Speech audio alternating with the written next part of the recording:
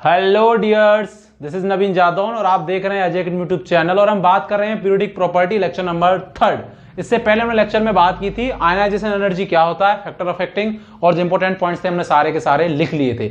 इस लेक्चर में हम बात करने वाले हैं इलेक्ट्रॉन बंधुता, इट मींस इलेक्ट्रॉन एफिनिटी क्या होती है, इसके बारे में कंप्लीट हम इस लेक्चर में बात करने वाले हैं। एग्जाम के पॉइंट ऑफ व्यू से, प्रतियोगी परीक्षाओं के पॉइंट ऑफ व्यू से ये लेक्चर बहुत इंपॉर्टेंट है। अंत तक देखें, बने रहे, लास्ट में मैं अच्छे अच्छे पॉइंट्स दिखाऊंगा, तो लेक्चर को बिल्कुल ना छोड़ें, अंत तक जाकर देखें, जो कि आपके एग्जाम में, प्रतियोगी परीक्षाओं में बड़े काम आएंगे। जिन पॉइंटों को मैं लास्ट में बताऊंगा और पहले मैं बताऊंगा आपको एग्जाम में कैसे लिखना। अगर आएगा आपको क्वेश्चन क्या आएगा, सबसे पहले टॉपिक को पढ़ने से पहले समझे क्वेश्चन क्या आएगा। क्वेश्चन आपको आएगा कि what is the electron affinity, electron बंधुता क्या होती है, इसको प्रभावित करने वाले कारक, फैक्टर अफेक्टिंग समझाइए। जैसे आयनन एनर्जी में पढ़ा था वैसे के वैसे ही, ठीक है। इसका मतलब इसके बारे में हम बात करने वाले हैं, ये इलेक्ट्रॉन एफिनिटी, ठीक है। इंग्लिश मीडियम, हिंदी मीडियम की कोई दिक्कत नहीं है, सारा केस समझने का है, आप समझिए, लिखा आप खुद सकते हैं, कोई प्रॉब्लम है ही नहीं कि सर इंग्लिश और हिंदी कोई नहीं, मैं बाइलिंगुअल पढ़ा रहा हूं, ठीक है। लेक्चर नंबर 3 रील लगा के तैयार हो जाए और लाइक ठोक दें।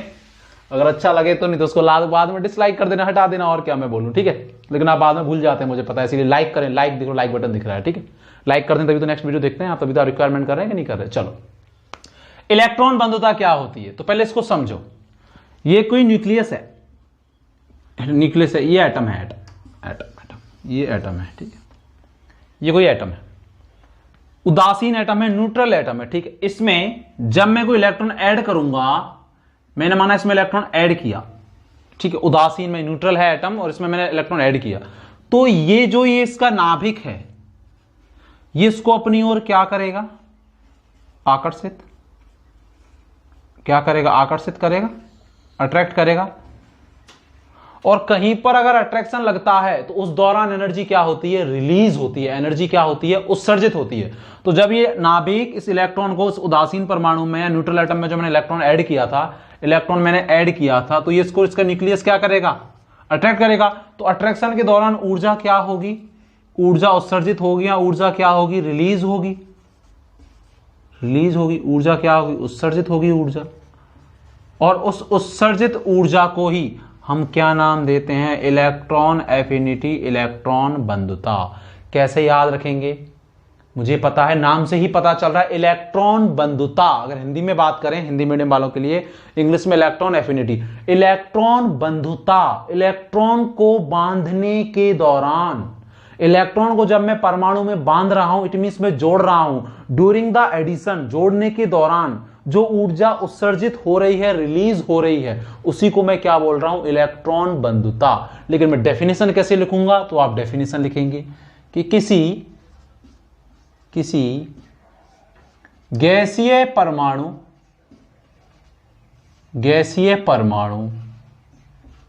गैसीय उदासीन परमाणु, न्यूट्रल एटम। आप जानते कि एक लाइन का मतलब मैंने ऐसे क्यों लिखा, उदासीन परमाणु,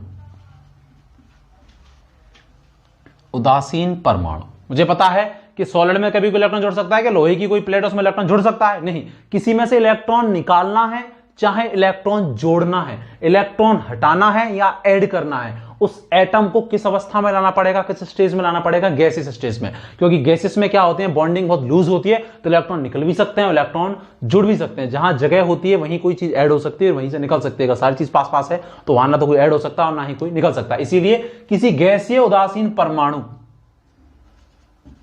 के बाह्यतम कोश में, आउटर सेल में, बाह्यतम कोश में एक इलेक्ट्रॉन जोड़ने या ऐड करने के दौरान, ड्यूरिंग द एडिशन, जोड़ने के दौरान जो ऊर्जा, जो एनर्जी, ऊर्जा उत्सर्जित होती है, जो ऊर्जा उत्सर्जित होती है, उसे ही हम क्या कह रहे हैं, उसे ही इलेक्ट्रॉन एफिनिटी या इलेक्ट्रॉन बंधुता कहते हैं, इलेक्ट्रॉन बंधुता कहते हैं। क्या बोला, ध्यान से देखो, समझो भी, साथ में साथ समझना भी है। एक इलेक्ट्रॉन जोड़ने के दौरान, क्यों, क्योंकि जब कोई एटम उदासीन होगा और मैंने उसमें एक इलेक्ट्रॉन ऐड किया, तो इलेक्ट्रॉन पे कैसा चार्ज होता है? नेगेटिव। तो जब मैंने इलेक्ट्रॉन ऐड किया तो वो जो उदासीन या जो न्यूट्रल एटम था मेरे पास, अगर मैं आपको समझाऊं कि ये मेरे पास कोई न्यूट्रल एटम है, इसका न्यूक्लियस है, मैंने इसमें इलेक्ट्रॉन ऐड किया तो इलेक्ट्रॉन पे कैसा चार्ज है? नेगेटिव। और अगर इलेक्ट्रॉन पे नेगेटिव चार्ज है तो अब ये उदासीन परमाणु या न्यूट्रल एटम उदासीन नहीं रहेगा, ये किसमें चेंज हो जाएगा? ऋणायन में। एनायन में क्या हो जाएगा? चेंज हो जाएगा जब मैंने एक इलेक्ट्रॉन जोड़ा। तो जब एक इलेक्ट्रॉन जोड़ा तो न्यूक्लियस इसको क्या कर रहा था? अट्रैक्ट कर रहा था, तो आकर्षण लग रहा, और ड्यूरिंग द अट्रैक्शन जो एनर्जी रिलीज हो रही थी उसी को मैंने क्या बोला? ये बोला मैंने, बोला कि नहीं बोला?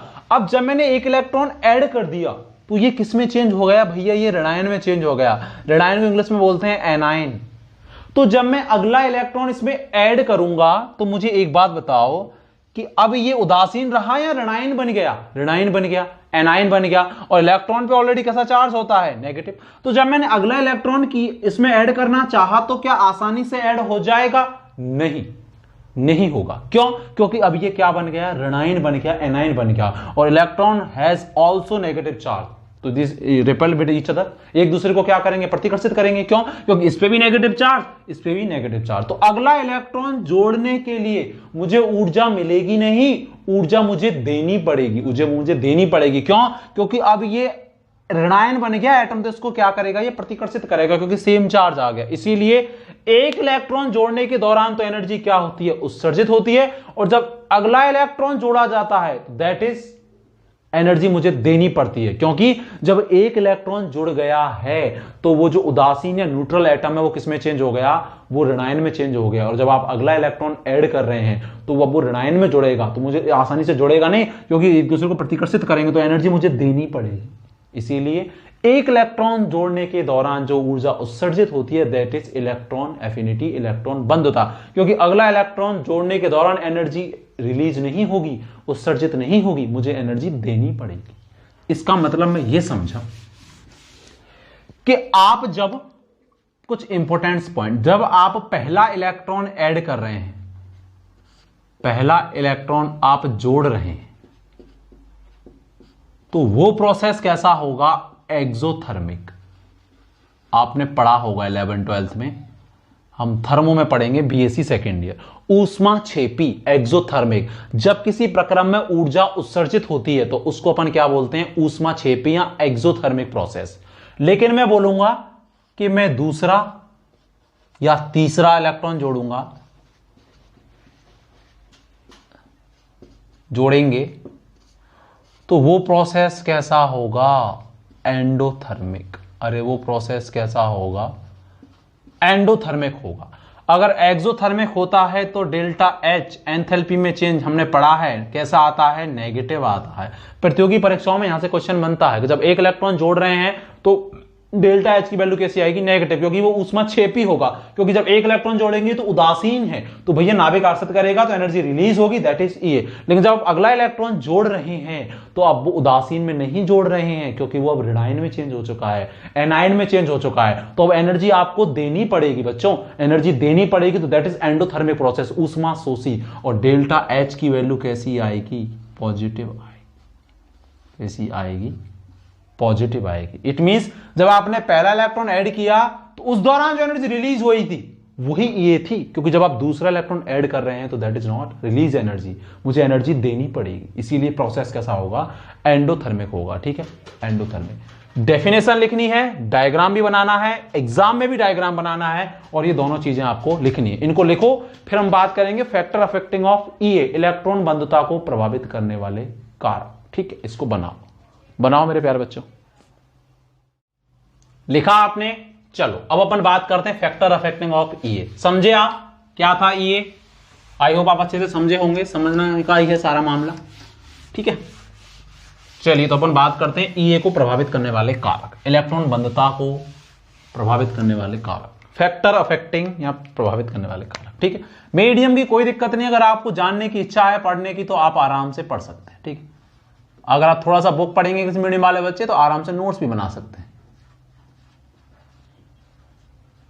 फैक्टर अफेक्टिंग या प्रभावित करने वाले कारक, वही कारक चलेंगे जो आयनन ऊर्जा में थे। आयनाइजेशन एनर्जी में थे। पहला देखते हैं हम लोग, परमाणविक आकार, एटॉमिक साइज, परमाणविक आकार।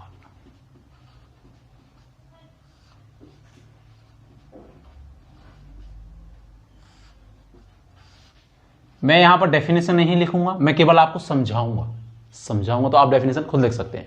मुझे पता है कि अगर मेरे पास दो परमाणु है, एक तो ये समझो, देखो समझो है ना, और एक मेरे पास ये एटम, ये इसका न्यूक्लियस है, नाभिक है, और ये इसकी तुलना में थोड़ा सा बड़ा है ये, ठीक है, थोड़ा सा बड़ा, इसको और बड़ा बना दो, इसको मैंने बना दिया और, ठीक है। अब देखो बच्चों, मैंने एक तो ये मेरे छोटे साइज का है और ये मेरा बड़ा साइज का है। अगर मैंने इसमें इलेक्ट्रॉन को ऐड किया होता तो इसका मतलब, छोटे साइज का मतलब क्या है कि इसकी रेडियस क्या है, कम, इसकी रेडियस क्या है, ज्यादा। तो मुझे एक बात बताओ, अगर मैंने इलेक्ट्रॉन एक तो इसमें ऐड किया था छोटे साइज वाले में, उदासीन परमाणु में, न्यूट्रल एटम में, और एक मैंने इलेक्ट्रॉन ऐड किया होता इसमें, मुझे एक बात बताओ, जब अपन पहला इलेक्ट्रॉन वो ऐड कर रहे हैं उसी को तो बोल रहे हैं अपन ये, तो मुझे एक बात बताओ, न्यूक्लियस का अट्रैक्शन मैक्सिमम कहां लगेगा, जहां साइज छोटा है या साइज बड़ा है? साइज छोटा है। क्यों? क्योंकि साइज छोटा है तो नाभिक और जुड़ने वाले इलेक्ट्रॉन के बीच की डिस्टेंस कैसी होगी, कम होगी न्यूक्लियस की। तो अगर डिस्टेंस कम होगी तो अट्रैक्शन ज्यादा लगेगा, और अगर अट्रैक्शन ज्यादा लगेगा, आकर्षण ज्यादा, तो ऊर्जा कैसी उत्सर्जित होगी, ऊर्जा उत्सर्जित कैसी होगी, अरे कैसी होगी, ज्यादा होगी। अगर साइज बड़ा है तो जुड़ने वाला इलेक्ट्रॉन और न्यूक्लियस के बीच की डिस्टेंस या दूरी कैसी है, ज्यादा, तो न्यूक्लियस का अट्रैक्शन कैसा लगेगा, कम, और अगर अट्रैक्शन कम लगेगा तो ऊर्जा कैसी उत्सर्जित होगी, कम उत्सर्जित होगी। क्योंकि जितना ज्यादा आकर्षण लगेगा तो आकर्षण तभी ज्यादा लगेगा जब चीजें क्या होंगी, पास होंगी। जब अगर आकार ज्यादा है, बड़ा है, तो न्यूक्लियस और जुड़ने वाले इलेक्ट्रॉन की डिस्टेंस क्या है, ज्यादा है, और अगर ज्यादा है तो आकर्षण कैसा लगेगा, कम, और अगर आकर्षण कम लगेगा तो एनर्जी कैसी रिलीज होगी, कैसी उत्सर्जित होगी, कम उत्सर्जित होगी। इसीलिए क्या आप समझे भाई, समझे क्या आप इस डायग्राम को भी बना सकते हैं चाहे तो, समझने के लिए, याद रखने के लिए, या मैं इसको मिटा रहा हूं। आप समझ गए होंगे कि साइज और ए एक दूसरे के क्या होते हैं, अरे क्या होते हैं, इनवर्सली प्रोपोर्शनल, व्युत्क्रमानुपाती। ठीक है, इसीलिए आप क्या लिखेंगे, आप इसकी डेफिनेशन क्या लिखेंगे, इसमें आप लैंग्वेज क्या लिखेंगे, मैं लिख नहीं रहा हूं, मैं बता रहा हूं कि जब हम आकार बढ़ने पर, नाभिक से साइज बढ़ने पर, नाभिक से अंतिम इलेक्ट्रॉन, जो इलेक्ट्रॉन जुड़ रहा है उसके बीच की दूरी क्या होती है, बढ़ती है, जिससे आकर्षण में, अट्रैक्शन में क्या आ जाती है, कमी आ जाती है। कमी आ जाएगी तो ऊर्जा भी कैसी उत्सर्जित होगी, एनर्जी भी कैसी उत्सर्जित होगी, रिलीज होगी, कम रिलीज होगी। तो इसका मतलब रिलीज एनर्जी ही तो क्या है, ये है, तो ये के मान भी क्या हो जाएंगे, कम हो जाएंगे। यही कारण है कि अगर आप लिखें एस ब्लॉक के एलिमेंट, एग्जाम्पल, ली ना करो रब से फरियाद, ली ना करो रब से, ठीक है, ये 1s ब्लॉक होता है, एस फर्स्ट ए, ठीक है। आवर्त सारणी पीरियोडिक टेबल को रख के बैठा करो, फर्स्ट ए ब्लॉक होता है एस ब्लॉक का। हमको पता है कि जब हम ऊपर से नीचे जा रहे हैं तो साइज क्या होगा, इंक्रीज, और अगर साइज इंक्रीज होगा तो इलेक्ट्रॉन एफिनिटी क्या होगी, डिक्रीज होगी। तो आप कैसे लिखेंगे, दिस, क्योंकि आकार बढ़ रहा है। मुझे पता है ग्रुप में टॉप टू बॉटम जाने पर, बगल में ऊपर से जाने पर आकार क्या होता है, बढ़ता है, और अगर आकार बढ़ेगा तो ये का मान क्या हो जाएगा, कम। सीधी सी बात है, क्यों हो जाएगा कम, मैं अच्छे से आपको बता चुका हूं मेरे प्यारे बच्चों। बताया कि नहीं बताया? तो आप लैंग्वेज को लिखेंगे, आप क्या लिखेंगे कि जब, इसका मतलब वर्ग में, ग्रुप में टॉप टू बॉटम जाने पर ए के मान क्या होते हैं, कम होते हैं, क्योंकि आकार बढ़ता है। आकार बढ़ता है तो ए के मान कम होते हैं, क्योंकि हम जानते हैं कि साइज बढ़ने पर जुड़ने वाले इलेक्ट्रॉन और न्यूक्लियस के बीच की डिस्टेंस क्या होती है, ज्यादा। जब दूरी ज्यादा होती है तो आकर्षण कैसा लगता है, कम लगता है, और अगर आकर्षण कम लगता है तो ऊर्जा या एनर्जी कैसे रिलीज होती है, कम रिलीज होती है। इसीलिए ए के मान आकार या साइज बढ़ने पर क्या हो जाते हैं, कम हो जाते हैं। ठीक है, इसको लिखो, फिर अपन अगले की बात करते हैं। लिखो, इसको लिखा आपने। अब देखो सेकंड फैक्टर इफेक्टिंग, ठीक है, अच्छे से आप इसको लिख सकते हैं अपने मन से, सारी लैंग्वेज। वीडियो को आप धीरे भी कर लिया करो, है ना। यहाँ से 3 बटन होते हैं ना, जो वहां से आपको स्पीड दिख जाएगी, नॉर्मल होती है 0.75 होती है, तो उसको कम करके आप मेरी लैंग्वेज लिख सकते हैं। ठीक है, मैं बोर्ड पे लिखूं कोई मतलब नहीं है, आपका लेक्चर लंबा होता है, आपकी एमबीज भी खराब होती हैं, वैसे चाहे कितनी भी खराब कर देंगे, लेकिन वीडियो देखने के लिए खराब नहीं होनी चाहिए, जबकि कितने काम आने वाली ये चीज आपको अंदाजा है इस चीज का, नहीं होगा आगे चल के होगा। लेकिन सेकंड देखो जेड इफेक्टिव। जेड इफेक्ट का मतलब क्या होता है? प्रभावी नाभिकीय आवेश, इफेक्टिव न्यूक्लियर चार्ज, प्रभावी नाभिकीय आवेश।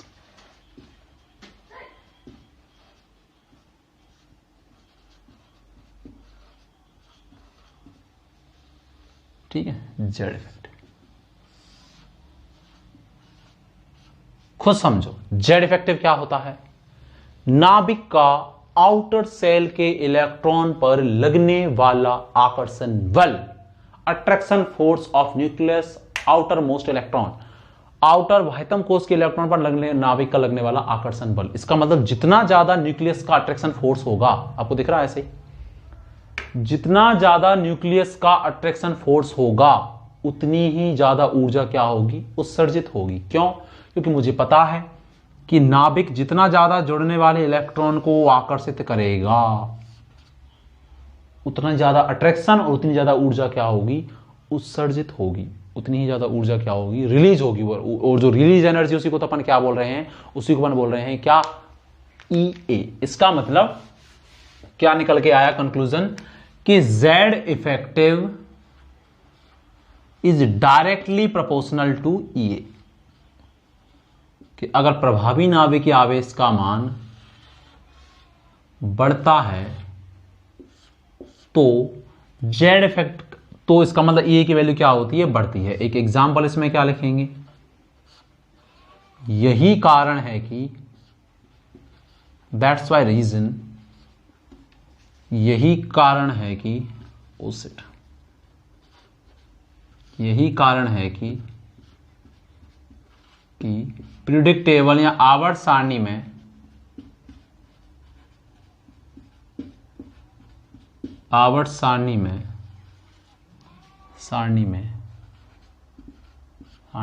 आवर्त में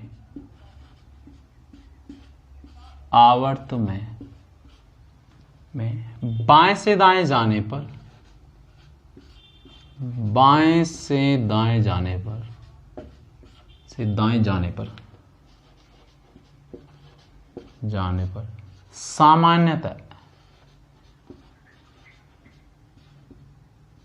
सामान्यतः EA के मान बढ़ते हैं।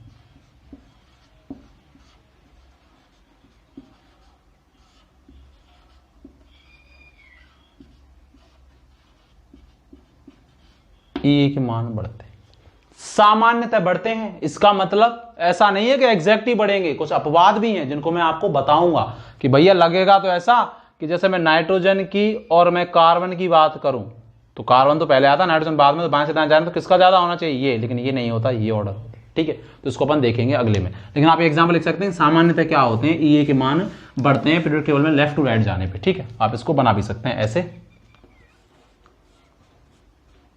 Left to right. किसमें? पीरियड में। पीरियड आप जानते हैं, मैं बता चुका हूं, लेक्चर जाके देखें अच्छे से। आवर्त क्या होते हैं? जो ऐसी तिरछी लाइन होती है हॉरिजॉन्टल, उनको बोलते हैं पीरियड बोलते हैं। ठीक है, तो EA के मान जनरली क्या होंगे? बढ़ेंगे।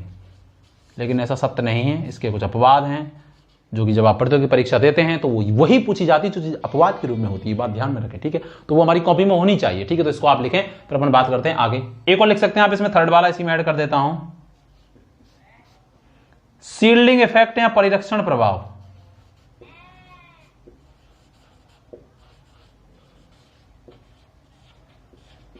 कि अगर शील्डिंग इफेक्ट की वैल्यू बढ़ती है तो EA के मान पे क्या फर्क पड़ेगा? तो EA की वैल्यूज पे क्या फर्क पड़ेगा? तो देखो, दिख रहा है आपको? दिख रहा होगा, आई होप सो दिख रहा है। शील्डिंग इफेक्ट क्या होता है आप इसमें लिखेंगे क्या? मुझे पता है, ऐसे आप ऐसे लिखेंगे। हम जानते हैं कि परिरक्षण प्रभाव या शील्डिंग इफेक्ट का मतलब इनर सेल के इलेक्ट्रॉन का आउटर सेल के इलेक्ट्रॉन या आंतरिक कोश के इलेक्ट्रॉनों का बाह्यतम कोश के इलेक्ट्रॉनों पर लगने वाला प्रतिकर्षण या रिपल्सन फोर्स होता है। और यदि हम इलेक्ट्रॉन जोड़ेंगे और अगर शील्डिंग इफेक्ट ज्यादा है तो जो अंदर के इलेक्ट्रॉन उस जुड़ने वाले इलेक्ट्रॉन को कैसा प्रतिकर्षित करेंगे, ज्यादा, क्योंकि प्रतिकर्षण उस प्रतिकर्षण को, उस रिपल्सन को तो अपन क्या बोल रहे हैं, शील्डिंग इफेक्ट बोल रहे हैं कि नहीं बोल रहे, परिलक्षण प्रभाव। तो अगर वो ज्यादा रिपेल करेंगे तो न्यूक्लियस का उस इलेक्ट्रॉन पर अट्रैक्शन, जुड़ने वाले इलेक्ट्रॉन पर अट्रैक्शन या आकर्षण कैसा हो जाएगा, कम। तो एनर्जी, अगर अट्रैक्शन आकर्षण कम हो जाएगा तो ऊर्जा भी कैसी उत्सर्जित या रिलीज होगी, कम होगी। और वो उत्सर्जित या रिलीज एनर्जी ही तो क्या है, EA। इसका मतलब शील्डिंग इफेक्ट या परिरक्षण प्रभाव is inversely proportional to EA। आप इसमें लैंग्वेज लिख सकते हैं, मैं बोल चुका हूं कि हम जानते हैं कि शील्डिंग इफेक्ट का मतलब इनर सेल के इलेक्ट्रॉन का आउटर सेल के इलेक्ट्रॉन पर लगने वाला रिपल्सन फोर्स होता है। और अगर इलेक्ट्रॉन जोड़ रहे हैं और शील्डिंग इफेक्ट ज्यादा है तो इनर सेल के इलेक्ट्रॉन उस जुड़ने वाले इलेक्ट्रॉन को कैसा प्रतिकर्षित करेंगे, ज्यादा रिपल्सन करेंगे, प्रतिकर्षित करेंगे। तो नाभिक का अट्रैक्शन कैसा हो जाएगा, कम हो जाएगा, क्योंकि डिस्टेंस बढ़ जाएगी। और अगर अट्रैक्शन कम हो जाएगा तो एनर्जी रिलीज कैसी होगी, कम रिलीज होगी। और अगर एनर्जी कम रिलीज होगी तो उस रिलीज एनर्जी या उत्सर्जित ऊर्जा को ही तो हम क्या बोल रहे हैं, EA बोल रहे हैं। तो EA के मान क्या हो जाएंगे, कम हो जाएंगे। इन दोनों को लिखिए, फिर हम बात करते हैं अगले फैक्टर अफेक्टिंग। लिखो इनको, ठीक है। अब देखो अगला फोर्थ। आप इसमें कितनी भी लैंग्वेज लिख सकते हैं अपने मन से, और लैंग्वेज अपने मन से ही लिखनी है, ठीक है। क्या रीजन है, आप अच्छे से इसीलिए सारे लेक्चर ऑर्डर वाइज देखिएगा। यूनिट फर्स्ट के सारे देखिएगा, तब यूनिट सेकंड पे आइएगा, ठीक है। फैक्टर अफेक्टिंग में मिटा रहा हूं, फोर्थ है फैक्टर अफेक्टिंग। फोर्थ, 3 हो गए हमारे, फोर्थ 5 लिखेंगे हम लोग, 5। अगला है उपकोषों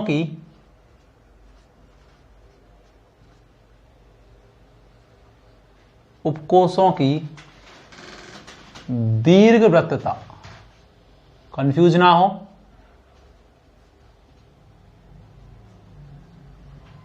दीर्घवृत्तता का मतलब इलेप्टिसिटी।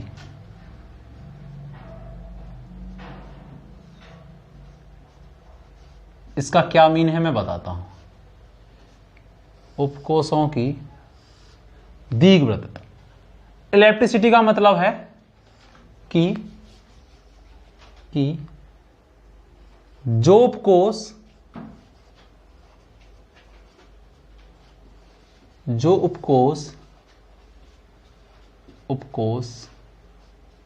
नाभिक के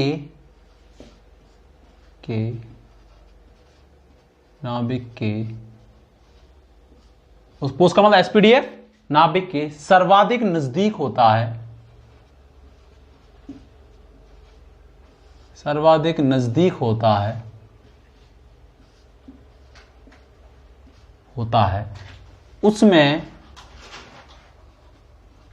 उसमें इलेक्ट्रॉन सुगमता से या आसानी से,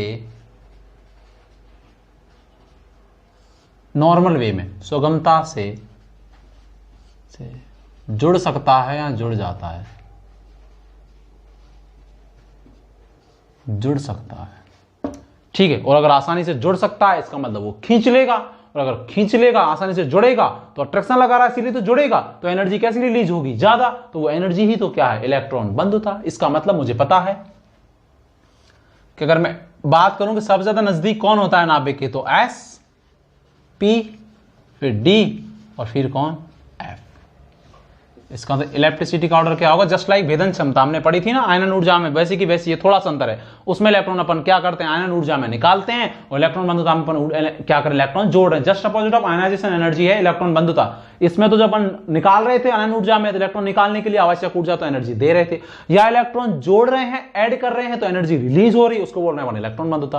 तो जैसे अपन भेदन क्षमता की बात की थी ना, वही की वही इलेक्ट्रिसिटी है कि सबसे ज्यादा इलेक्ट्रिसिटी होती है S की, फिर D की, फिर F, P, फिर D, फिर F। इसका मतलब ऑर्डर भी क्या होगा, यही होगा। क्यों, क्योंकि जिसके लिए ये इलेक्ट्रिसिटी ज्यादा होगी उन उपकोषों के नाभिक पर नाभिक आकर्षण सर्वाधिक है, तो उसमें इलेक्ट्रॉन कैसे जुड़ जाएगा, आसानी से। और अगर इलेक्ट्रॉन आसानी से जुड़ जाएगा इसका मतलब नाभिक का आकर्षण कैसा लगेगा, ज्यादा लगेगा, तो एनर्जी कैसी रिलीज होगी, ज्यादा रिलीज होगी। लेकिन ये कब है, ये जब n का मान समान हो,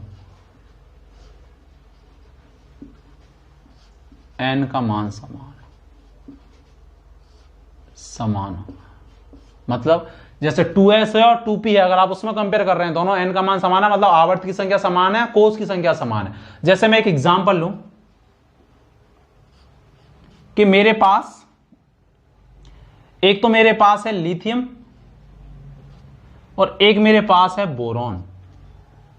वैसे तो जनरली हम क्या देखने का आवर्त सारणी में जब हम बाएं से दाएं जा रहे हैं, lithium, beryllium, boron, carbon, nitrogen, तो ये के मान क्या होने चाहिए, बढ़ने चाहिए, क्योंकि जेड इफेक्टिव क्या होता है, बढ़ता है, साइज क्या होता है, कम होता है। लेकिन यहां ऐसा नहीं है, यहां इसको ये दीर्घवृत्तता प्रभावित करेगी। मुझे बताया एक ही आवर्त के एलिमेंट है ये।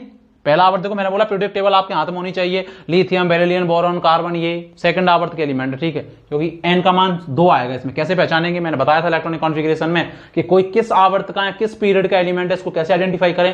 तो उससे पहले जो नोबल गैस आ रही है, चाहे तो बोरॉन की बात करें एटॉमिक नंबर 5, लिथियम का एटॉमिक नंबर कितना होता है 3, उससे पहले जो नोबल गैस आ रही है उससे एक ज्यादा हमेशा क्या होता है, आवर्त होता है। इससे पहले कौन सी नोबल गैस आती है, हीलियम, और हीलियम कितने नंबर की नोबल गैस है, 1 नंबर की, एटॉमिक नंबर 2 है, लेकिन अक्रिय गैसों में या नोबल गैसेस में कितना नंबर है उसका, 1 है। तो इसका मतलब मुझे पता है कि अक्रिय गैसें सबसे लास्ट में होती हैं, तो एक आवर्त क्या हो गया, खत्म हो गया। तो 3 से लेके और 9 तक के जो एलिमेंट होंगे वो कहां आएंगे, सेकंड आवर्त में आएंगे।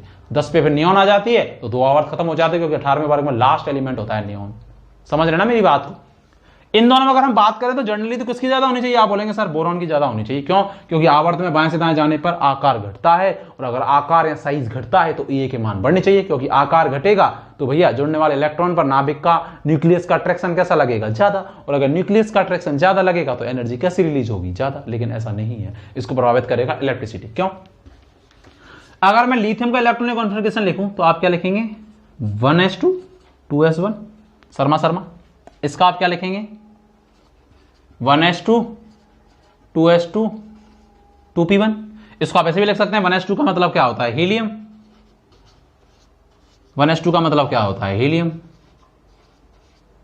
ठीक। तो 2 ये भी लिखने का तरीका मैंने बताया था। इलेक्ट्रॉनिक कॉन्फ़िगरेशन जाके देखें, अजय अकेडमी आपको मिल जाएगा एटॉमिक स्ट्रक्चर में, प्लेलिस्ट में जाके देख लें अच्छे से और समझ जाए, आ जाएगा, ठीक है। आउटर सेल में कितने इलेक्ट्रॉन, 3, यहाँ कितना, 1।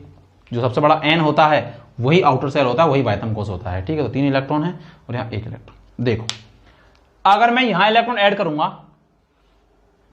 अगर मैं यहां इलेक्ट्रॉन ऐड करता तो वो इलेक्ट्रॉन में कहां ऐड करता, 2s में, s में।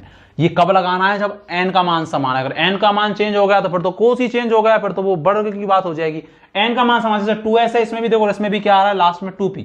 आउटर सेल में जोड़ेंगे तो 2p में जोड़ेंगे, 2p खाली, क्योंकि s में देखते अधिकतम 2 इलेक्ट्रॉन आ सकते हैं, p में ही आ सकते हैं, क्योंकि p में 3 आ सकते हैं, तो भाई 1 है तो इसमें जोड़ सकते हैं अपन। आप इलेक्ट्रॉन ऐड करेंगे तो इसमें आप किसमें इलेक्ट्रॉन ऐड करेंगे, पी में ऐड करेंगे।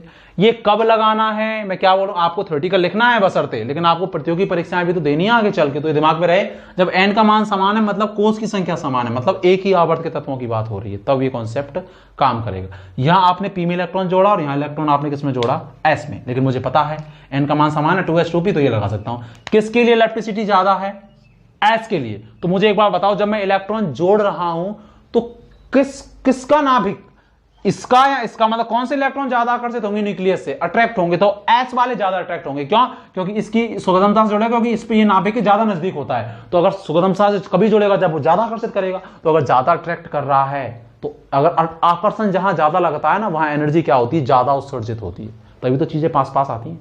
तो ज्यादा आकर्षण लगेगा तो एनर्जी रिलीज, तो ज्यादा एनर्जी कहां रिलीज होगी, 2s में या 2p में, 2s में। इसीलिए E का मान कितना आए, किसके लिए ज्यादा आएगा भाई, लिथियम के लिए ज्यादा आएगा, ना कि बोरॉन के लिए। और ये लगभग आई थिंक 59 के आसपास आता है कुछ, ठीक है, 59 पॉइंट कुछ किलो कैलोरी, और ये आता है 27 किलो कैलोरी, ठीक है। ऊर्जा है तो किलो कैलोरी में दर्शाते हैं इसको, मुझे कंफर्म तो याद नहीं, पर इतना लगभग मुझे पता है ये आता है, ठीक है। तो ऐसा क्यों आता है, आप कभी डाटा जाके देखेंगे बुक्सों में तो आपको ये डाटा लिखा मिलेगा, तो ऐसा क्यों होता है आप इसको बता सकते हैं, ठीक है। बशर्ते n का मान क्या होना चाहिए, समान होना चाहिए। जैसे 2s और 2p, तो आप समझ जाएंगे अब कि लिथियम का ज्यादा है या बोरॉन का। वैसे ज्यादा किसका होना चाहिए था, बोरॉन का, क्योंकि भाई आवर्त के एलिमेंट है, पीरियड के एलिमेंट, और पीरियड में लेफ्ट टू राइट जाने पे साइज घटता है, तो ये के मान बढ़ने चाहिए। क्योंकि मैं पढ़ चुका कि साइज और इलेक्ट्रॉन एफिनिटी या इलेक्ट्रॉन बंधुता एक दूसरे के इनवर्स है। जितना छोटा साइज नाभिक का जुड़ने वाले इलेक्ट्रॉन पे उतना ज्यादा आकर्षण, क्योंकि डिस्टेंस कम है। लेकिन यहाँ कौन प्रभावित करता है, उपकोषों की दीर्घवृत्तता, ठीक है। इसीलिए आप इसको ऐसे करेंगे, ठीक है, आप इसको अच्छे से कर सकते हैं। इसको लिखो, पर अगली अपन बात करते हैं अगला फैक्टर अफेक्टिंग, लिखो इसको। अगला देखो, 5th वाला, अर्धपूरित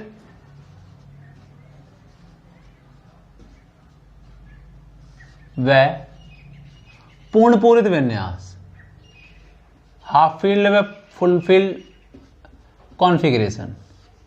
कक्षकों का, ऑर्बिटल्स का। इसका क्या इंपैक्ट पड़ा ईए पे हम जानते हैं। क्या जानते हैं हम लोग कि, आप लिख सकते हैं चाहे तो इसको, हम जानते हैं कि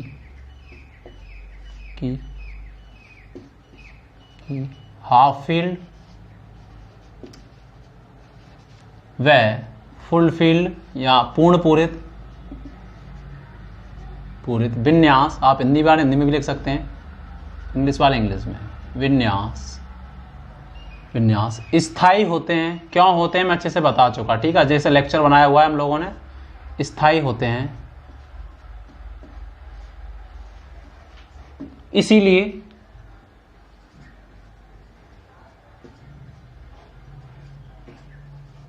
अब आप इसकी क्या बात करना, आप खुद की बात कर लो कि अगर कोई चीज ऑलरेडी स्टेबल है तो वो कोई चाहेगी कि मैं इलेक्ट्रॉन लूं या इलेक्ट्रॉन दूं, वो कुछ नहीं चाहेगी। ना तो वो इलेक्ट्रॉन जोड़ना चाहेगी और ना इलेक्ट्रॉन त्यागना चाहेगी, ना तो वो डोनेट करना चाहेगी और ना वो एक्सेप्ट करना चाहेगी। क्यों? क्योंकि उनके पास अगर ऑलरेडी स्टेबल कॉन्फ़िगरेशन है तो दुनिया का हर एलिमेंट है, हर चीज, हम तुम कोई भी, एवरीवन किसके लिए भाग रहा है? स्टेबिलिटी के लिए। अब भैया जिनके पास ऑलरेडी अर्धपूरित या पूर्णपूरित विन्यास है, हाफ फील्ड या फुल फील्ड उसके पास कॉन्फ़िगरेशन है, तो वो ऑलरेडी स्टेबल है, तो वो क्यों चाहेगा कि मेरे लिए मुझ में इलेक्ट्रॉन जुड़े? नहीं चाहेगा। और इलेक्ट्रॉन जब जुड़ेंगे ही नहीं तो अट्रैक्शन लगेगा नहीं, तो ईए के मान आएंगे नहीं। इट मींस ईए के मान कैसे आएंगे? बहुत कम आएंगे। इसीलिए हम जानते हैं कि हाफ फील्ड और फुल फील्ड विन्यास स्थायी होते हैं। इसीलिए ये अपने में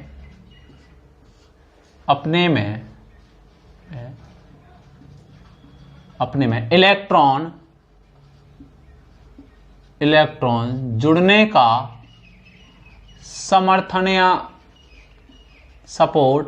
समर्थन नहीं करते हैं,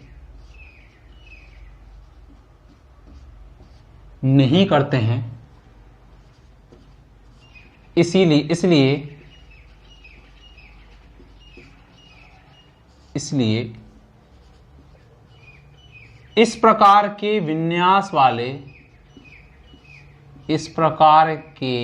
विन्यास या कॉन्फ़िगरेशन वाले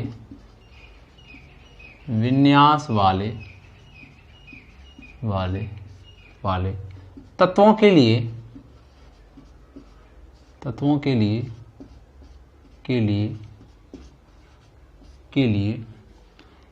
ईए के मान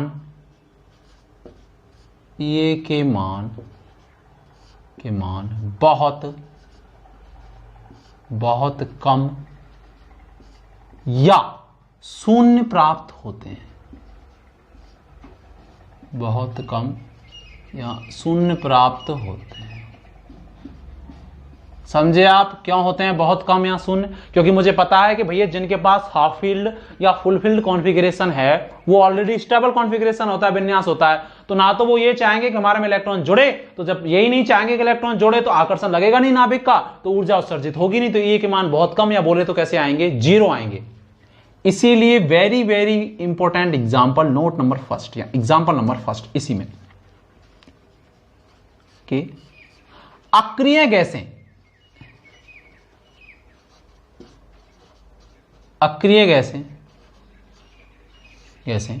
स्थायी विन्यास रखती हैं, तभी तो अक्रिय हैं। स्थायी विन्यास रखती हैं। स्थायी विन्यास कैसा होता है उनका? अगर आप आवर्त सारणी में देखेंगे तो NH2 NP6 होता है समय। n का मान 1 हो सकता है, 2 हो सकता है, 3 3 4 4 5 हो सकता है, जैसे 2s2 2p6। सबके आउटर सेल में 8 इलेक्ट्रॉन है। अष्टक या ऑक्टेट इनका क्या होता है? कंप्लीट होता है। इसीलिए स्थायी विन्यास रखती हैं। और अगर स्थायी विन्यास रखेंगी तो अपने में इलेक्ट्रॉन जोड़ेंगे क्या? इलेक्ट्रॉन जोड़ेंगे नहीं। ये तो अभिक्रियाएं बिल्कुल वैसे भी नहीं करती, ना तो इलेक्ट्रॉन जोड़ती हैं और ना इलेक्ट्रॉन निकालती, कुछ भी नहीं करती। इसीलिए क्योंकि स्थायी विन्यास रखती हैं, इसीलिए आवर्त सारणी या पीरियोडिक टेबल में, इसीलिए आवर्त सारणी में इनके ईए के मान सबसे कम,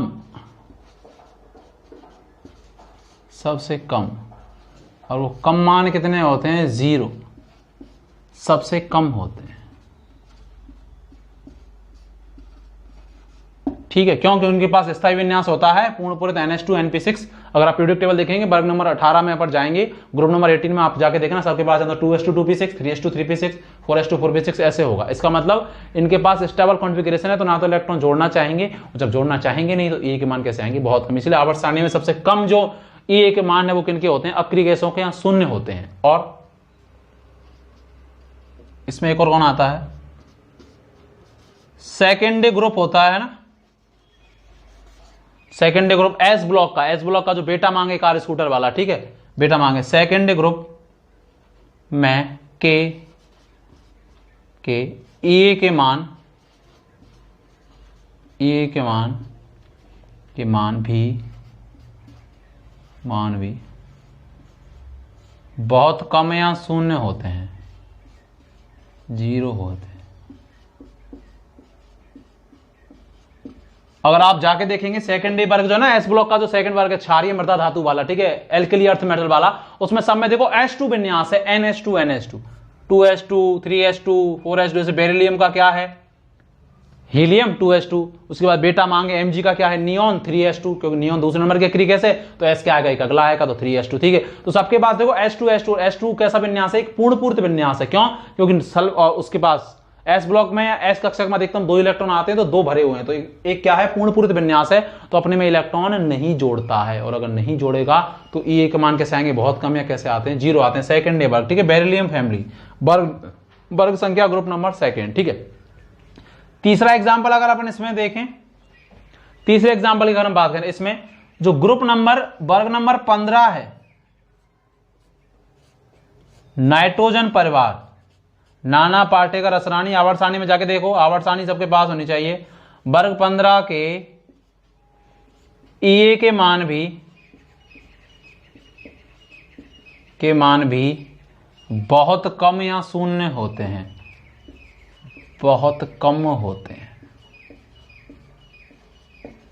क्यों, क्योंकि उनके पास भी स्टेबल कॉन्फ़िगरेशन होता है। नाइट्रोजन फैमिली में आप जाके देखेंगे तो NH2 NP3 आएगा, देखो आप जाके, जैसे अपन नाइट्रोजन की बात करते तो नाइट्रोजन क्या होता है, 7, हीलियम 2s2 2p3 होता है। इलेक्ट्रॉनिक कॉन्फ़िगरेशन बता चुका, क्योंकि नाइट्रोजन का 7 है, इससे पहले नोबल गैस आती है हीलियम, 2 नंबर की नोबल, मतलब परमाणु क्रमांक 2, लेकिन नोबल गैसों में 1 नंबर, तो अगला जो S आएगा वो 2 और P आएगा वो भी 2, क्योंकि ये दूसरा आवर्त का ही एलिमेंट है। कैसे पहचाना, वही, क्योंकि नाइट्रोजन से पहले नोबल गैस कौन सी आ रही है, हीलियम, तो हीलियम 1 नंबर की नोबल गैस है, एटॉमिक नंबर 2 है, लेकिन वैसे तो 1 नंबर की है, तो अगला जो आवर्त होगा वो सेकेंडरी होगा, क्योंकि हीलियम यहां आती है तो इसका मतलब एक आवर्त खत्म हो गया। और ऐसी जो लाइनें होती हैं वो आवर्त कहलाती हैं। देखो मैं 25 बार एक ही बात को बोलता हूं, तो पहला आवर्त खत्म हो गया, तो 3 से लेकर 9 तक के जो एलिमेंट है वो दूसरे आवर्त के, इसीलिए क्या आएगा, हीलियम 2s2 2p3। तो इसका मतलब नाइट्रोजन फैमिली जो वर्ग संख्या 15 है, आवर्त सारणी देखो जाके, देखो तुमको कसम है, देखो तो उसमें सब में जैसे 2s2 2p3, 3s2 3p3, 4s2 4p3, इसका मतलब देखो p3 एक कैसा विन्यास है,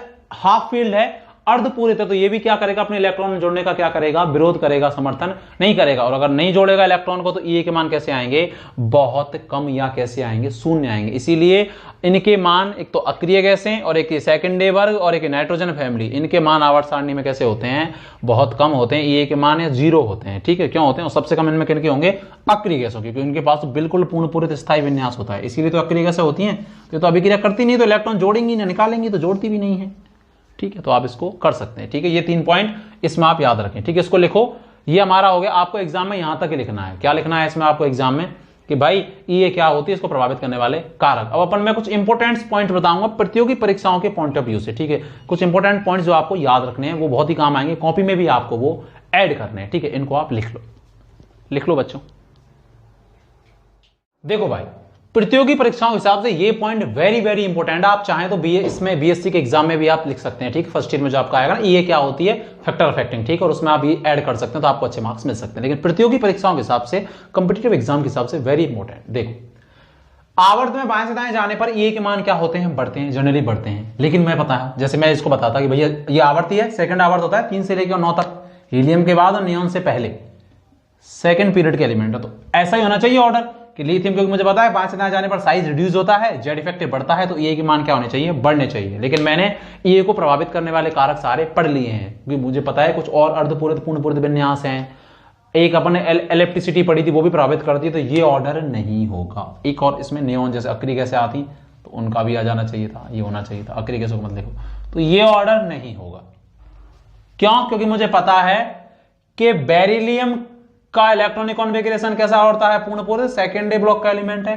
नाइट्रोजन में कैसा विन्यास होता है, नाइट्रोजन फैमिली बताया था भी फैक्टर अफेक्टिंग में, हाफ फील्ड विन्यास होता है, हाफ फील्ड होगा तो इलेक्ट्रॉन को जोड़ने का विरोध करेगा।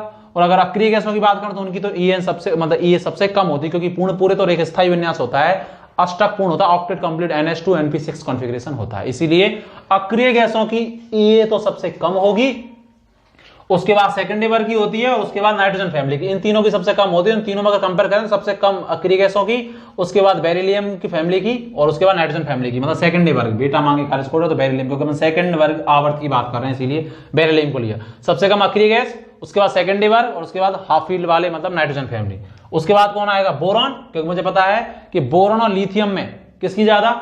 लिथियम की, क्योंकि मुझे पता है कि इलेक्ट्रिसिटी यहां तो S में इलेक्ट्रॉन जोड़ेगा, जैसे यहां क्या होता है 2s होता है 2s1, और यहां होता P1, P होता ना P, बोरॉन फैमिली वर्ग संख्या 13, 2s2 2p1 NH2 NP1, और यहां क्या होता है लिथियम 1s होता है, S का पहला अगर आवर्त सारणी रख रखी हो तो देखो पहला जो वर्ग है हल ही ना करो रब से फरियाद, तो यहाँ S में इलेक्ट्रॉन जोड़ेगा, मैं अच्छे से बता चुका हूं पहले, और यहाँ P में जोड़ेगा। तो मुझे पता है कि जब N का मान समान है तो जैसे यहाँ 2s है और यहाँ पर 2p है, तो किसकी इलेक्ट्रिसिटी ज्यादा होती है, मतलब इलेक्ट्रॉन सुगमता से किसमें जोड़ेगा?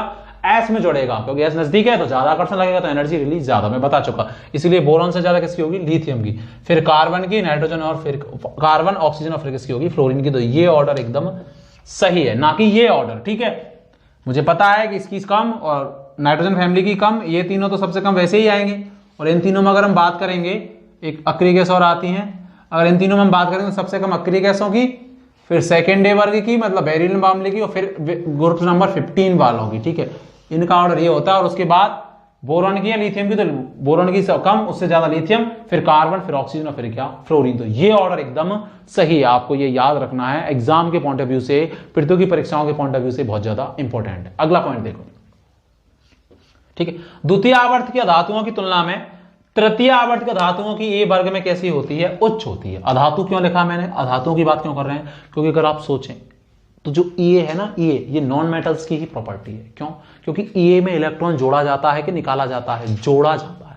जबकि मेटल्स या धातु की प्रॉपर्टी क्या होती है? इलेक्ट्रॉन त्यागने की। इलेक्ट्रॉन डोनेट करके जो धनायन या कैटायन बनाती हैं वो धातुएं होती हैं, जबकि जो इलेक्ट्रॉन ग्रहण करके, इलेक्ट्रॉन गेन करके एनायन या ऋणायन बनाती हैं वो अधातुएं होती हैं। इसीलिए ये एक्चुअल में अधातुओं की प्रॉपर्टी होती है, ठीक है। इसलिए अपन अधातुओं की बात कर रहे हैं पी ब्लॉक की, कि द्वितीय आवर्त के धातुओं की तुलना में तृतीय आवर्त के धातुओं की ये वर्ग में उच्च होती है। जैसे मैं पी ब्लॉक की बात करता, ये कार्बन फैमिली वर्ग संख्या 14, 15, ये 14, ये 15, ये 16 और ये 17। पी ब्लॉक में मैक्सिमम धातुएं ही आती हैं, ठीक है।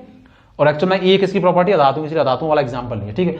ये सेकंड पीरियड है, मुझे पता है कार्बन एटॉमिक नंबर 3 से लेके 9 तक, और ये थर्ड पीरियड है। क्यों? क्योंकि सिलिकॉन होता है 14, एटॉमिक नंबर 15, 16, 17। तो जो थर्ड पीरियड के जो एलिमेंट है उनकी ये इनसे उच्च होती है, जबकि होनी तो कैसी चाहिए? कम होनी चाहिए, क्योंकि अपन यहां से यहां जा रहे हैं, तो अपन वर्ग में कहां जा रहे हैं? नीचे जा रहे हैं। और अगर हम ग्रुप में नीचे जाते हैं, फ्लोरीन, क्लोरीन, ब्रोमीन, आयोडीन, ओम सपना से तेरी पूजा, नाना पाटेकर असरानी, सब भिखारी, काशी गए, शंकर प्रभु, SN, PV लेड। तो वर्ग में ऊपर से नीचे जाते हैं तो साइज बढ़ता है, और अगर साइज बढ़ता है तो ये के मान क्या होने चाहिए? कम होने चाहिए। लेकिन कम होते हैं, लेकिन दूसरे और तीसरे जो आवर्त है, जो ये वाले जो एलिमेंट है, इनकी ये के मान में किसके ज्यादा होते हैं? तीसरे आवर्त वाले तत्वों के क्या होते हैं? ज्यादा। फिर और ऑर्डर तो वैसा का वैसा ही चलेगा, ठीक है। घटेंगे फिर और मान, इनके मान कैसे होते हैं? ज्यादा होते हैं। फिर तो वही चलेगा, इसके कम, इसके कम, और नीचे वालों के सबसे कम। इसमें जो नीचे आएंगे उनके कम, उनके कम, उनके कम, उनके कम, ठीक है। नीचे जो आएंगे उनके कम, जैसे काशी गए, शंकर प्रभु, PV लेड, कार्बन फैमिली, आवर्त सारणी सबके पास होनी चाहिए। लेकिन द्वितीय आवर्त की तुलना में तृतीय आवर्त के ये के मान कैसे होते हैं? उच्च होते हैं। इसका रीजन क्या है? इसका रीजन ये है कि भाई जो सेकंड पीरियड के जो एलिमेंट है, कार्बन, नाइट्रोजन, ऑक्सीजन, फ्लोरीन, इनका आकार बहुत छोटा है। और आकार छोटा, मुझे पता है, जैसे मैं फ्लोरीन की बात करूं तो इलेक्ट्रॉन घनत्व तो बहुत ज्यादा इलेक्ट्रॉन है इनके पास। इसका आउटर सेल में 6 इलेक्ट्रॉन आते हैं, इसमें 5 आते हैं, इसके में 5, इसके में 4, ठीक है। आउटर सेल का मतलब जो अपन अक्रिय गैस लिख दी उसके बाद जितने इलेक्ट्रॉन है। सबसे बड़ी जो एन मुक्त क्वांटम संख्या होती है वो आउटर सेल या बाह्यतम कोश होता है। तो आकार भी छोटा और पहले से इलेक्ट्रॉन घनत्व तो ज्यादा, जैसे फ्लोरीन की बात करते तो जुड़ने वाला इलेक्ट्रॉन अधिक प्रतिकर्षण का सामना करता है, क्योंकि इलेक्ट्रॉन घनत्व पहले से ज्यादा है, आकार कैसा है, छोटा है। आप बोलेंगे कि साहब क्लोरीन पे भी 7 इलेक्ट्रॉन होने चाहिए, एक ही ग्रुप के हैं, होंगे 7 ही होंगे आउटर सेल में, बाह्यतम कोश में 7 होंगे भाई। जैसे क्लोरीन का एटॉमिक नंबर होता है 9, तो हीलियम उसके बाद जितने इलेक्ट्रॉन, तो हीलियम 2, तो 9 होता है, तो 7 आउटर सेल में। जैसे क्लोरीन में आउटर सेल में 7 कैसे हैं कि क्लोरीन से पहले कौन सी नोबल गैस आती है, नियोन 10, तो 17, तो इसका मतलब 7 आउटर सेल में जितनी अक्रिय गैस है, उसके अलावा 3s2 3p3 3p5, तो 7 आउटर सेल में इलेक्ट्रॉन। सबसे बड़ी जो n होती है मुख्य क्वांटम संख्या, वो आउटर सेल के इलेक्ट्रॉनों को शो करती है। तो आप बोलेंगे साहब इसमें भी तो 7 इलेक्ट्रॉन, इसमें रिपल्सन क्यों नहीं लग रहा, क्यों? क्योंकि मुझे पता है कि जब मैं ऊपर से नीचे जाता हूं तो साइज क्या हो जाता है, इंक्रीज हो जाता है। तो साइज इंक्रीज हो जाएगा, तो एक तो अब एक बात बताओ, एक तो मेरे पास इतना सा कोई एक प्याली है छोटी सी, एक मेरे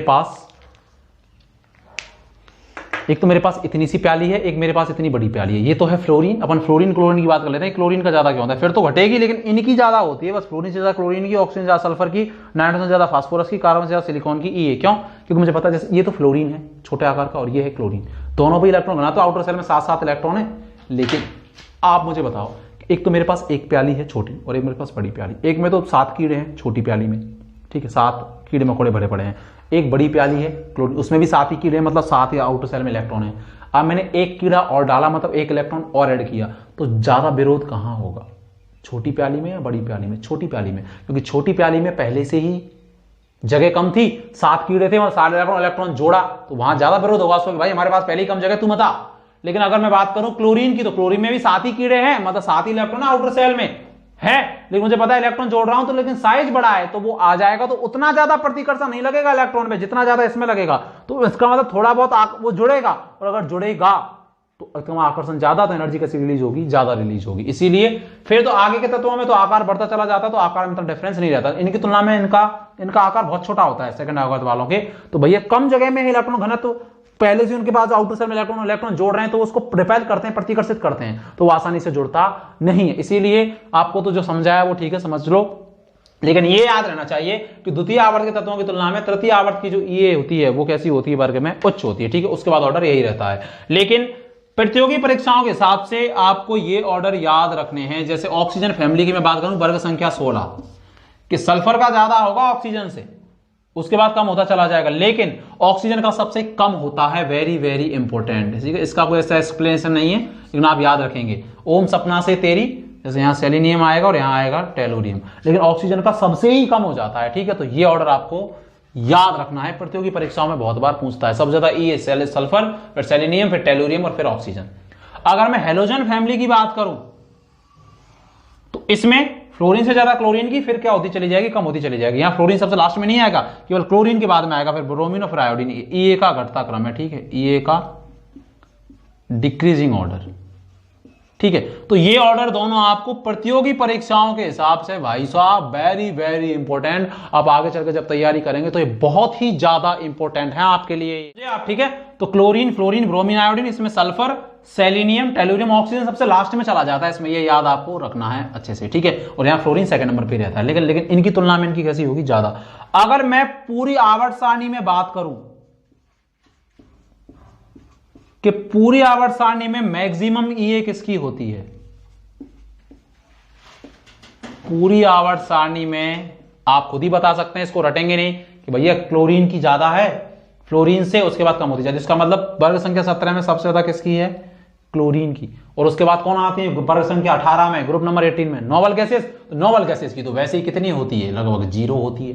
तो मुझे पता है कि वर्ग संख्या 17 वालों की ज्यादा होगी, 18 वालों तो नोबल गैस है, तो वो तो वैसे ही कहीं सबसे कम होगी, उनके पास स्टेबल कॉन्फ़िगरेशन होता है। और अगर मैं ग्रुप नंबर 17 में भी बात करूं, तो सबसे ज्यादा किसकी होती है, क्लोरीन की। तो उसको मुझे पता है कि भैया इस तरह भी बालक तत्वों की सबसे ज्यादा होगी, नोबल गैस की होगी नहीं, तो 17 वालों की सबसे ज्यादा, 17 वालों में सबसे ज्यादा किसकी होती है, क्लोरीन की। तो इसी की आवर्त सारणी में सबसे ज्यादा ये होती है, पूरी आवर्त सारणी में, पूरी आवर्त सारणी में, ठीक है। ये नीट में, पीएमटी में एक बार पूछा हुआ क्वेश्चन है, ठीक है।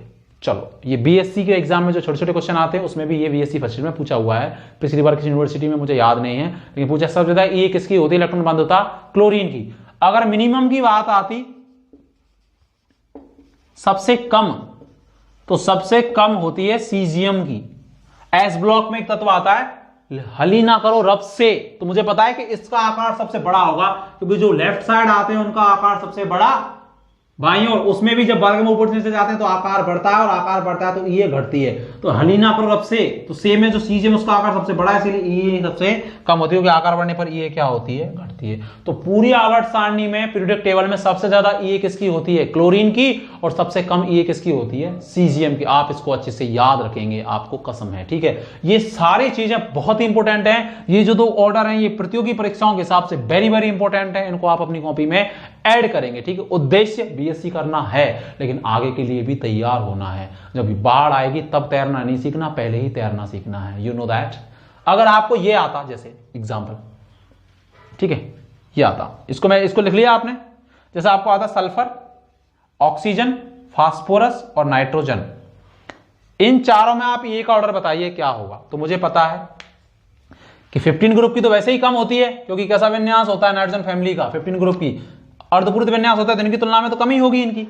तो भैया मुझे पता है कि ज्यादा तो किनकी होगी, सल्फर ऑक्सीजन की। सल्फर ऑक्सीजन में भी बात करें तो किसकी ज्यादा होगी, सल्फर की, फिर किसकी ज्यादा होगी, ऑक्सीजन की, कम होगी। नाइट्रोजन और फास्फोरस में बात करें तो तृतीय आवर्त का एलिमेंट है फास्फोरस, थर्ड पीरियड का, तो इसकी ज्यादा होती है किसकी तुलना में, नाइट्रोजन की तुलना में। किसकी तुलना में, नाइट्रोजन की तुलना में, ठीक है। तो सबसे ज्यादा, तो अगर चारों की अपन बात करें तो अगर इन दोनों को कंपेयर करें तो सल्फर की ज्यादा ऑक्सीजन से, इन दोनों को कंपेयर करें तो फास्फोरस की ज्यादा। लेकिन अगर चारों को कंपेयर करें तो सबसे ज्यादा सल्फर की, फिर ऑक्सीजन की, फिर फास्फोरस की, और फिर किसकी होगी, नाइट्रोजन की। क्या ऑर्डर याद रखना है, जो इस तरफ के जो एलिमेंट है वो थर्ड वाले की ज्यादा, फिर ऐसे जाना है, फिर ऐसे जाना है, फिर ऐसे जाना है, नहीं समझे। सल्फर से कम ऑक्सीजन की, ऑक्सीजन से कम फास्फोरस की, फास्फोरस से कम किसकी, नाइट्रोजन की, ठीक है। ये ऑर्डर याद रखना है, ठीक है। ये वाला क्यों है ऐसा, क्योंकि मुझे पता है ग्रुप 15 की तो कम होती है, ग्रुप 15 हुआ, सेकेंड वर्ग हुआ, बेरिलियम वाला इनकी कम, नियॉन वाली जो ये अक्रिक एसिड उनकी सबसे कम, तो इन दोनों की तो कम होगी, इनमें भी फास्फोरस की ज्यादा और नाइट्रोजन की कम, इसमें भी सल्फर की ज्यादा और ऑक्सीजन की कम, क्योंकि थर्ड पीरियड के एलिमेंटों की ज्यादा होती है। चारों कंपेयर करें तो सल्फर की, फिर ऑक्सीजन की, फिर फास्फोरस की, और फिर किसकी, नाइट्रोजन की। तो ये ऑर्डर होगा इसका, कर देंगे आप लोग, कर देंगे। अगर ऐसे ही आता, ये एग्जाम्पल दिख रहा है आपको, दिख रहा है क्या, कहां लिख रहा हूं मैं एग्जाम्पल, ये लिख रहा हूं, कार्बन, सिलिकॉन, फास्फोरस और नाइट्रोजन। इनमें बताइए आप चारों में, आई होप आपको दिख रहा होगा। मुझे पता है कि इनकी तो ग्रुप 15 की तो कम होती है, और ग्रुप 15 में अगर मैं बात करूं तो फास्फोरस सल्फर एक ही ग्रुप के हैं, नाना पाटेकर, तो इनमें किसकी ज्यादा है, फास्फोरस की, और उससे कम किसकी, नाइट्रोजन, क्योंकि थर्ड पीरियड का है और ये सेकंड का है, इसीलिए इसकी। अगर मैं कार्बन सिलिकॉन में कंपेयर करूं तो किसकी ज्यादा, सिलिकॉन की, और उसके बाद किसकी, कार्बन की। तो कार्बन से कम किसकी हो जाएगी, फास्फोरस की। क्यों, क्योंकि ग्रुप 15 वालों की तो कम होती है, ग्रुप 15 में अगर कंपेयर करें तो फास्फोरस की ज्यादा और नाइट्रोजन की कम। पहले सिलिकॉन, फिर कार्बन, फिर फास्फोरस, और फिर कौन, सल्फर। ये ऑर्डर बहुत ही ज्यादा इंपॉर्टेंट है भाई, आपको कहीं नहीं मिलेंगे, कहीं पे भी, लेकिन प्रतियोगी परीक्षाओं में आपसे पूछे जाते हैं, ठीक है। तो मुझे पता है कि इन दोनों की तो कम होगी, अगर इन दोनों में कंपेयर करें, आप इसको कॉपी में लिख लें पहले, तब ये नहीं तो आप घुसड़ पुचड़ हो जाएगा, ठीक है। तो फास्फोरस की ज्यादा, नाइट्रोजन की कम। लेकिन ग्रुप 15 की कम होती है, क्योंकि कैसा विन्यास होता है इनके पास, अर्धपूरित विन्यास होता है, ठीक है। और अर्धपूरित विन्यास है तो वो स्टेबल, इसीलिए अपने में जुड़ने का क्या करते हैं, ये विरोध करते हैं। इसीलिए अगर इनसे कंपेयर करें तो सिलिकॉन के बाद कार्बन, क्योंकि सेकंड डे का है, थर्ड पीरियड का है, उसके बाद फिर फास्फोरस, फिर नाइट्रोजन। अगर sulphur, oxygen, nitrogen, phosphorus, nitrogen में करें तो इनकी ज्यादा, इनमें भी सल्फर की ज्यादा, फिर ऑक्सीजन क्योंकि थर्ड पीरियड का है, उसके बाद ऑक्सीजन, और फिर फास्फोरस, और फिर सल्फर, क्योंकि इनकी कम होगी, इनमें किसकी सबसे कम किसकी होगी, नाइट्रोजन की होगी, नाइट्रोजन सेकंड पीरियड का। इन दोनों में कंपेयर करें, और अगर इनसे कंपेयर कर रहे हैं तो इनकी तो कम होगी, क्योंकि 15 ग्रुप का है, और 15 ग्रुप में कैसा विन्यास होता है, हाफ फील्ड। चाहे तो फास्फोरस, नाइट्रोजन की बात करें 2s2 चाहे फास्फोरस की बात करें 3s2 क्योंकि 15 होता है परमाणु क्रमांक, तो नियॉन 10 तो 3s2 और 3p3 तो इसका मतलब अर्धपूरित विन्यास आएगा पी में, तो इनकी कम, लेकिन इनमें भी कम किसकी, नाइट्रोजन की, क्योंकि थर्ड पीरियड वालों की ज्यादा होती है। आई होप आप समझ गए होंगे, मेरे बार बार बोलने से कोई फायदा है नहीं, ठीक है। तो यहां मैंने आपको बहुत ही बेहतर चीजें बताई हैं, बहुत ही बेहतर, बहुत ही ज्यादा। तो ये बहुत ही ज्यादा इंपॉर्टेंट है एग्जाम के पॉइंट ऑफ व्यू से भी, बीएससी के भी उद्देश्य से, प्रतियोगी परीक्षाओं के उद्देश्य से भी। तो इस लेक्चर में हमने क्या बात की, ये क्या होती है, प्रथम ये नेगेटिव आती है, उसके बाद ऊर्जा देनी पड़ती है, इसीलिए एंडोथर्मिक होता है, क्योंकि वो ऋणायन में चेंज हो जाता है, ठीक है। उसके बाद हमने फैक्टर अफेक्टिंग की बात की और सम इंपॉर्टेंट पॉइंट्स, ठीक है। तो ये पॉइंट्स भी बहुत ज्यादा इंपॉर्टेंट हैं, ठीक है। ये अलग है, ये अलग है, ये ऑर्डर होना चाहिए था लेकिन ये ऑर्डर नहीं होता, ये वाला ऑर्डर होता है। ठीक है, क्यों होता है हम अच्छे से बात कर चुके हैं जनरली। और अगर इनमें बात करें कि भैया इनकी सबसे कम है नियॉन वाली की, अक्री गैसों की, सेकेंडरी वर्ग की, नाइट्रोजन फैमिली, इनमें भी सबसे कम नोबल गैसेस, उसके बाद बी, उसके बाद नाइट्रोजन फैमिली की। ठीक है, ये मैंने ये एग्जांपल सारे आपको बता दें। सबसे ज्यादा किसकी, Cl की, सबसे कम किसकी, Cgm की। आवर्त सारणी में पूछे आपको, आधे नंबर में क्वेश्चन आते हैं जैसे ए सेक्शन जो होता है उसमें, तो आप वहां से भी इसको कर सकते हैं। ठीक है, तो आई होप आपको ये लेक्चर बहुत अच्छा लगा होगा। एक चीज और, अगर आपसे पूछे कि ईए का ज्यादा मान किसको शो करता है, ईए का आप एप्लीकेशन वैसे पूछता नहीं है जनरली, तो ईए का मान अगर ज्यादा होगा तो आयनिक यौगिक ज्यादा बनेंगे। क्यों? क्योंकि ईए का मान ज्यादा होगा तो इलेक्ट्रॉन जल्दी जुड़ेगा, तो ऋणायन जल्दी बनेगा। और धनायन होगा तो ऋणायन और धनायन के बीच में जो अट्रैक्शन होता है, जो बॉन्ड होता है, जो कंपाउंड होते हैं, वो क्या कहलाते हैं, आयनिक कंपाउंड, जैसे NaCl। तो जिसकी ईए ज्यादा वो इलेक्ट्रॉन को जल्दी जोड़ेगा, ज्यादा खींचेगा, तभी तो ईए ज्यादा आ रही है। इसका मतलब आयनिक कंपाउंड ज्यादा बनते हैं, ईए ज्यादा होती है। ईए ज्यादा होती है तो ऑक्सीकारक प्रवृत्ति ज्यादा होती है, ऑक्सीडाइजिंग पावर। क्योंकि ऑक्सीडाइजिंग पावर का मतलब क्या होता है, इलेक्ट्रॉन को गेन करने की प्रवृत्ति। जो इलेक्ट्रॉन ग्रहण करते हैं, जिनका अपचयन होता है, रिडक्शन होता है, वो ऑक्सीकारक होते हैं। और ईए का मतलब भी क्या है, इलेक्ट्रॉन को गेन करना। तो जिनकी ईए ज्यादा होती है वो इलेक्ट्रॉन गेन ज्यादा करते हैं। ठीक है, जिनकी ईए ज्यादा होती है उनमें अधात्विक प्रकृति ज्यादा होती है, क्योंकि ईए का मतलब इलेक्ट्रॉन ग्रहण करना, और धातु कौन होते हैं, जो इलेक्ट्रॉन त्यागते हैं। तो जस्ट अपोजिट नेचर हो गया ना। तो जिनकी ईए ज्यादा होती है वो इलेक्ट्रॉन जल्दी ग्रहण करते हैं, तो उनमें अधात्विक नेचर ज्यादा होता है। क्योंकि नॉन मेटलिक, क्योंकि मेटल का मतलब तो इलेक्ट्रॉन देना, इलेक्ट्रॉन देने वाले होते हैं धातु में। और ईए का मतलब इलेक्ट्रॉन जुड़ता है, तो जो इलेक्ट्रॉन जल्दी जोड़ेंगे वो धातु होती है वैसे भी। तो जिनकी ईए ज्यादा, उनमें अधात्विक गुण कैसे होते हैं, ज्यादा। यही कारण है कि पी ब्लॉक के तत्वों की ईए ज्यादा होती है, इसीलिए उसमें ज्यादातर सारी क्यों है, नॉन मेटल है, क्योंकि वो इलेक्ट्रॉन ग्रहण करती है। ईए ज्यादा तो जल्दी इलेक्ट्रॉन ग्रहण करेंगे। ठीक है, आई होप आपको ये लेक्चर बहुत अच्छा लगा होगा। मैंने सारी कोशिश की कंप्लीट ईए पढ़ाने की, इलेक्ट्रॉन बंधुता पढ़ाने की, बीएससी को भी मैंने ध्यान में रखा, प्रतियोगी परीक्षाओं को भी मैंने ध्यान में रखा, आपके जो आधे नंबर के क्वेश्चन आते हैं उसको भी मैंने ध्यान में रखा। ठीक है, ऐसे ही बने रहिए, जुड़े रहिए, देखते रहिए। बहुत बहुत धन्यवाद। ठीक है, बाय बाय बच्चों।